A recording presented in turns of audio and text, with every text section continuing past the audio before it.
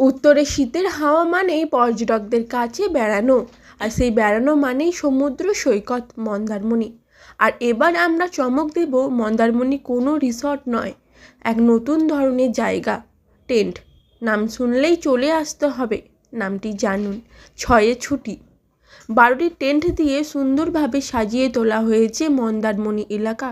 সঙ্গে বাড়তি পাওনা পাওয়া যাবে সারি সারি লাল কাঁকড়া, নিরিবিলি সমুদ্র সৈকত, ঝাউবনের হাওয়ার সঙ্গে সারি সারি নৌকা না দেখলে বোঝা যাবে না এখানকার পরিবেশ। তাহলে না ভেবে চলে আসুন ছয়ের ছুটিতে।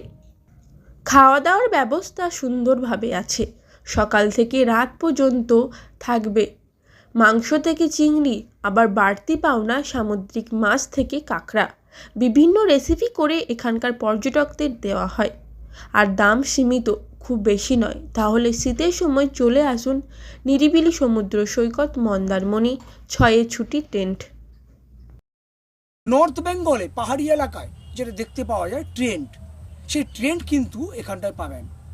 নামটা অদ্ভুত, ছয় ছুটি। নামের একদম যে তাৎপর্যপূর্ণ আছে, নাম শুনলেই যেন চলে আসতে হয় যে এই ট্রেনটি ছয়ে ছুটি। আমরা ছয় ছুটি যেখানকার এখান